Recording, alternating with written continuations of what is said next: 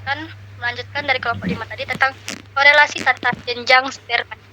Nah, jadi korelasi tata jenjang Spearman ini merupakan salah satu teknik analisis statistik yang digunakan untuk menghitung korelasi antara dua kelompok data atau variabel yang sama-sama berskala atau berjenis ordinal. Nah, ada juga rumusnya. Rumusnya itu Rho sama dengan 1 min 6 sigma D kuadrat per N kuadrat min 1. Nah, jadi keterangannya itu RHO itu adalah koefisien korelasi tata jenjang Spearman yang dicari. Nah, sedangkan D itu perbedaan skor antara dua kelompok pasangan.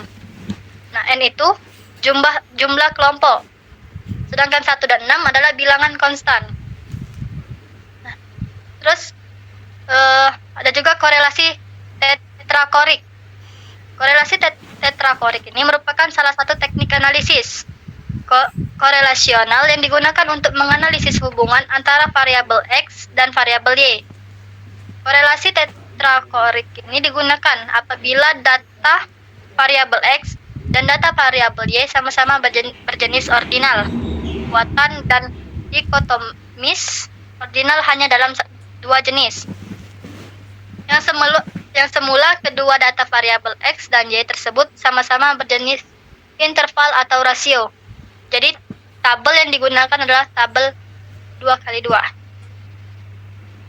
Nah, terus ada juga rumus korelasi tetrakorik. Nah, rumusnya itu K sama dengan BC per AD. Nah, keterangannya K itu adalah rasio K yang dicari nilainya. Sedangkan A itu kedudukan kategori A dalam kuadran plus. Terus B itu kedudukan kategori B dalam kuadran plus min. Nah, terus sedangkan C itu kedudukan kategori C dalam kuadran min plus. Dan yang terakhir D, kedudukan kategori D dalam kuadran min. Nah, terus ada juga tes signifikan untuk korelasi tetrakorik dilakukan dengan menggunakan rumus X kuadrat sama dengan R tabel kuadrat N. Nah, keterangannya RT itu korelasi tetrakorik. Terus N itu jumlah sampel atau individu. Nah, terus kita masuk ke yang korelasi PHI ini. Merupakan salah satu teknik analisis korelasional yang digunakan untuk menganalisis hubungan antara variabel X dan variabel Y. Korelasi PHI ini digunakan apabila data variabel X dan data variabel Y sama-sama berjenis nominal, diskrit atau diskotomis. Artinya data variabel X dan Y hanya dibagi dalam dua kategori, tidak lebih dari dua kategori. Bila lebih dari dua kategori, maka penelitian disarankan untuk menggunakan rumus Chi kuadrat atau koefisien kontingensi atau KK. Nah, rumusnya itu sama dengan ini. V itu AD min BC per A plus B C plus D A plus C B plus D gitu. Terus sekian dari saya kembalikan ke teman-teman saya. Oke, dilanjutkan lagi. Tadi sudah dijelaskan rumus korelasi PHI. Jadi suatu misal seorang peneliti ingin mengetahui apakah ada korelasi antara jenis kelamin ataupun JK dengan pilihan jurusan PJ di sebuah perguruan tinggi. JK dibedakan atau dikategorikan ke dalam laki-laki dan perempuan, sedangkan PJ dibedakan ke dalam manajemen dan dakwah.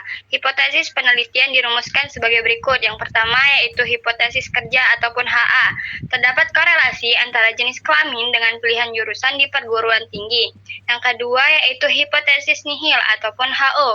Di sini tidak terdapat korelasi antara jenis kelamin dengan pilihan jurusan di perguruan tinggi. Sedangkan sampel itu ditentukan 100 siswa SLTA yang akan melanjutkan ke sebuah perguruan tinggi tertentu.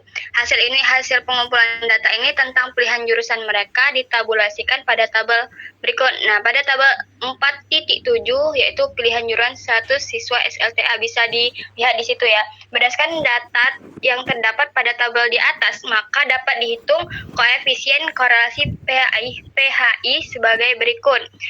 PHI sama dengan AD min BC per akar A plus B, C plus D, A plus C, B plus D sama dengan 34 dikali 30 minus dikurang 15 kali 20 per akar 49 dikali 51 dikali 55 dikali 45 sama dengan 1020 dikurang 315 sama dengan akar 6.185.025 sama dengan 705 per 2486,971 sama dengan 0,284. Nah, adapun B, cara menarik kesimpulan. Setelah perhitungan diselesaikan, maka langkah berikutnya adalah menarik kesimpulan dengan langkah-langkah sebagai berikut. Yang pertama, konversikan hasil akhir perhitungan. Yang kedua, tentukan derajat kebebasan ataupun DB. Yang ketiga, tentukan taraf signifikansi 5% atau bisa disebut dengan taraf kepercayaan 95% atau taraf signifikansi 1%, taraf kepercayaan 99%. Yang keempat, yaitu melihat tabel nilai-nilai kritis KAI kuadrat atau X kuadrat pada DB1 untuk taraf signifikansi 5% sama dengan 3,841 dan 1% sama dengan 6,635. Yang kelima, yaitu berarti pada taraf signifikansi 5% ataupun 1%, 8,066 lebih dari RT 3,841 dan 6,63. Jadi HO itu ditolak. Yang keenam yaitu kesimpulan akhir. Terdapat korelasi positif signifikan antara jenis kelamin dengan pilihan jurusan di perguruan tinggi. Yang terakhir yaitu interpretasi korelasi dapat dilihat pada tabel interpretasi. Yang kelima yaitu koefisien kontingensi ataupun KK. Teknik analisis ini, korelasional koefisien kontingensi ini digunakan untuk menganalisis hubungan antara variabel X dan variabel Y, di mana data tersebut sama-sama berjenis nominal. Teknik KK dalam operasionalnya membutuhkan rumus KI kuadrat ataupun chi-square. Dengan demikian, penggunaan rumus KK harus diawali dengan penggunaan rumus KI kuadrat ataupun chi-square. Adapun rumus koefisien kontingensi ataupun KK adalah sebagai berikut, yaitu KK sama dengan akar X2 per X2 plus N. Keterangan X2 itu merupakan hasil akhir perhitungan X2, sedangkan rumus KI kuadrat itu adalah rumus X kuadrat sama dengan FO minus FH kuadrat per FH. Keterangan itu disebut X2 tadi yaitu KI kuadrat, FO tadi disebut frekuensi objektif, frekuensi hasil pengamatan terhadap sampel, FH tadi disebut frekuensi harapan atau frekuensi yang diharapkan terhadap populasi. FH tadi sama dengan jumlah frekuensi sebaris X jumlah frekuensi sekolah per N. N tadi jumlah individu ataupun sampel. Untuk melakukan penghitungan dengan rumus KK berikut disajikan dua contoh. Yang pertama yaitu mencari korelasi dua variabel.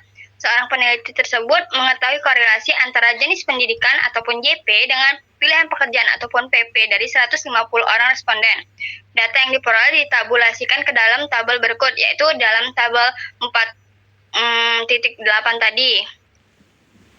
Bisa dilihat untuk menghitung FH itu dibutuhkan tabel kerja sebagai berikut, yaitu tabel 4.9 tadi bisa dilihat. Hasil analisis menggunakan KI kuadrat menunjukkan indeks korelasi sebesar X kuadrat sama dengan 6,661. Hasil ini kemudian dijadikan dasar untuk melakukan analisis dengan menggunakan teknik korelasi KK, yaitu KK sama dengan akar X kuadrat per X kuadrat plus N, di mana sama dengan akar 6,661 per 6,661 plus ditambah 150 sama dengan akar 6,661 per 156,661 sama dengan akar 0,0425 18559 sama dengan 0,206 sama dengan 0,206 atau di pembulatannya atau R empirik. Kedua adalah tentang mencari korelasi antara variabel X yang berdata nominal ataupun diskrit dan variabel Y yang berdata ordinal. Misalnya, seorang peneliti ingin mengetahui korelasi antara jenis pendidikan dengan pengalaman ibadah. Dari 250 orang responden, data yang diperoleh itu ditabulasikan ke dalam tabel. Nah, pada tabel 4.10 itu ya ada hasil observasinya. Tabel 4.11 juga ada tabel kerja untuk menghitung KI kuadrat. Nah, jadi hasil analisis menggunakan KI kuadrat itu menunjukkan indeks korelasi sebesar X kuadrat sama dengan 13,33. Hasil ini kemudian dijadikan dasar untuk melakukan analisis dengan menggunakan teknik korelasi, yaitu KK sama dengan akar X2 per X2 plus N sama dengan akar 13,33 per 13,33 plus 250 sama dengan akar 1333 per 263,33 sama dengan akar 0,051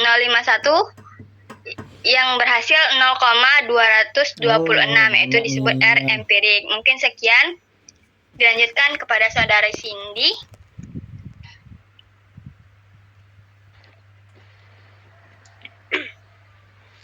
Baik, terima kasih. Saya lanjutkan tentang korelasi poin biserial atau RPBI. Poin beserta digunakan untuk menganalisis hubungan antara satu variabel yang berdata atau interval atau rasio dan satu variabel yang berdata. Berdata nominal dikotomutis belah dua, seperti jenis kelamin laki-laki dan perempuan, pendidikan atau umum dan kejuruan, pegawai negeri dan swasta. Rumusnya RPBI, koefisien korelasi poin misalnya dicari, SP rata-rata hitung data inferal dan subjek berkategori 1, PQ rata-rata hitung data interval dari subjek berkategori 0, E simpangan buku dan keseluruhan data interval, P proporsi kasus berkategori 1, Q proporsi kasus berkategori 0. Lanjut ke contoh soal. Seorang peneliti ingin mengetahui apa tidaknya korelasi antara kemampuan berbahasa asing antara mahasiswa laki-laki dan mahasiswa perempuan. Data tentang kemampuan berbahasa asing didapat melalui tes, sedangkan data tentang jenis kelamin diberi tanda 1 untuk laki-laki dan 0 untuk perempuan. Hipotesis yang dirumuskan adalah terdapat perbedaan kemampuan berbahasa asing antar mahasiswa laki-laki dan mahasiswa perempuan, atau terdapat korelasi antar kemampuan berbahasa asing dengan jenis kelamin mahasiswa. Lanjut lagi korelasi antar variabel atau korelasi jenjang nihil. Korelasi antar variabel pada prinsipnya merupakan korelasi produk momen yang diperluas atau dikembangkan. Pembahasan sebelumnya terfokus pada satu pasang korelasi atau satu variabel bebas X dan satu variabel terikat Y. Contoh soal, seorang peneliti ingin menganalisis korelasi antara kemampuan kemampuan istimewa dan kemampuan kitabah dengan kemampuan kalam di bawah judul atau pengaruh kemampuan qiraah istimewa dan kitabah terhadap kemampuan kalam 15 mahasiswa prodi bahasa Arab.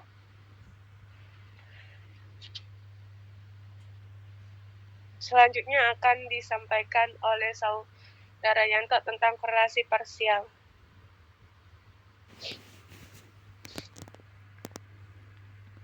Ya, langsung saja saya akan melanjutkan materi yang selanjutnya, yaitu korelasi parsial.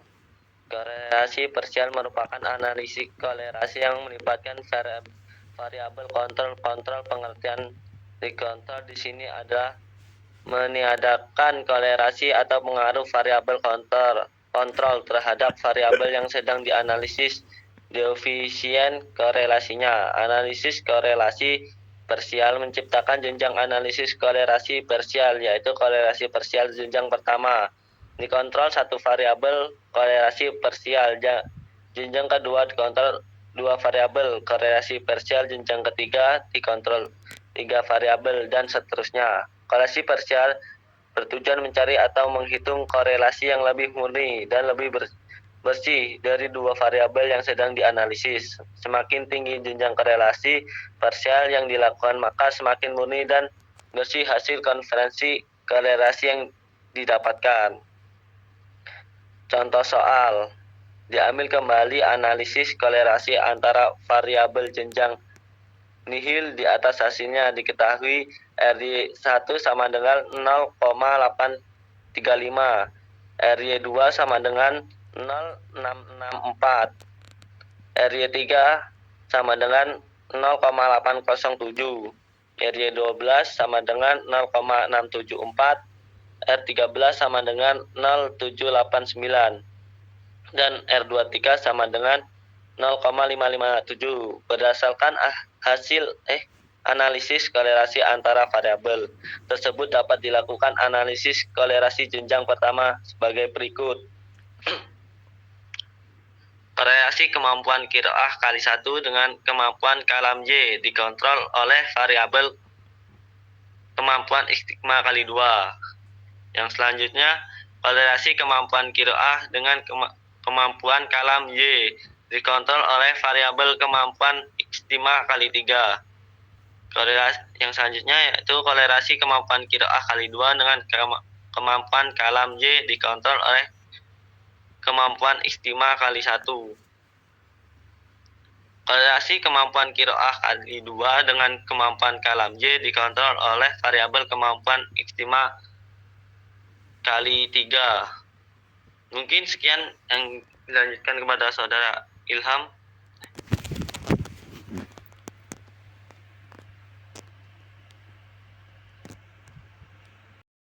Baik, di sini saya akan melanjutkan ke korelasi parsial. Korelasi parsial merupakan analisis korelasi yang melibatkan variabel kontrol atau pengontrol. Pengertian dikontrol di sini adalah meniadakan korelasi atau pengaruh variabel kontrol terhadap variabel yang sedang dianalisis koefisien korelasinya. Contoh soal, diambil kembali hasil analisis korelasi antar variabel atau jenjang nihil di atas. Hasilnya diketahui RY1 sama dengan 0,835, RY2 sama dengan 0,664, dan R23 sama dengan 0,557. Korelasi kemampuan qiraah atau X1 dengan kemampuan kalam atau Y dikontrol oleh variabel kemampuan istiqma. Korelasi kemampuan qiraah atau X2 dengan kemampuan kalam Y dikontrol oleh variabel kemampuan istiqma X3. Adapun hasil analisis korelasi parsial jenjang pertama. Hasil analisis korelasi parsial jenjang pertama menghasilkan koefisien korelasi yang lebih kecil dibandingkan dengan koefisien korelasi hasil analisis korelasi antar variabel atau jenjang nihil. Koefisien korelasi yang dihasilkan oleh analisis korelasi parsial dipandang lebih murni dan lebih menampakkan kontribusi masing-masing variabel bebas atau prediktor terhadap variabel terikat atau kriterium. Korelasi parsial jenjang kedua. Analisis korelasi parsial dapat dilanjutkan ke jenjang kedua, ketiga, dan seterusnya dengan mengikuti konsep korelasi parsial jenjang kedua. Analisis melibatkan 2 variabel kontrol sehingga hasil yang diperoleh lebih murni lagi dibandingkan dengan jenjang pertama. Baik, itu saja pemaparan dari kelompok kami yang akan dilanjutkan oleh kelompok selanjutnya.